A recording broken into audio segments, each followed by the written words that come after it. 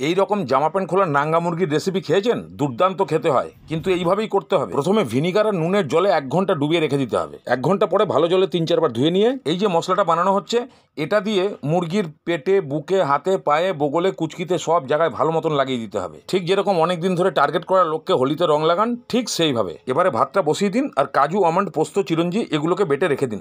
এবার দেখুন তো ভাত হয়ে গেছে, তাহলে মাংসটাও ম্যারিনেট হয়ে গেছে। তাহলে এখন পেঁয়াজ, আদা, রসুন, টমেটো, জিরে, ধনে, নুন, লঙ্কার গুঁড়ো এসব দিয়ে একটা কাই বানিয়ে ফেলুন। মোটামুটি টমেটো গলে গেলে, একটা কাই কাই টাইপের হয়ে গেলে, একটা সেদ্ধ ডিম ভালো করে গুঁড়ো করে দিয়ে দিন। এবার এই পুরটা নিয়ে মুরগির পেটের মধ্যে ঢুকিয়ে দিয়ে সঙ্গে একটা ডিম ঢুকিয়ে 2টো ঠ্যাং ভালো করে বেঁধে দিয়ে গরম তেলে ছাড়ুন আর লাল লাল করে ফ্রাই করুন। ভালো মতো ফ্রাই হয়ে গেলে তুলে নিন, একটা মাংসর গ্রেভি বানিয়ে নিন। আপনারা খুব ভালো মতন জানেন বলে এটা আর বললাম। লাস্ট কাজু চিরঞ্জি বাটা দিয়ে ভালো করে কষিয়ে বাস মুরগির গায়ে ঢেলে মুরগি সেদ্ধ হওয়ার জন্য জলও দিয়ে দিন। ঢাকনা দিয়ে অল্প আছে 1/2 ঘন্টা ধরে ঘুরিয়ে ফিরিয়ে এইভাবে করতে থাকুন, সেদ্ধ হয়ে যাবে পুরোপুরি। বাস তৈরি হয়ে গেল মুরগ মুসাল্লাম। এবার খাবলে খুবলে খান, দেখবেন পাবেন দম।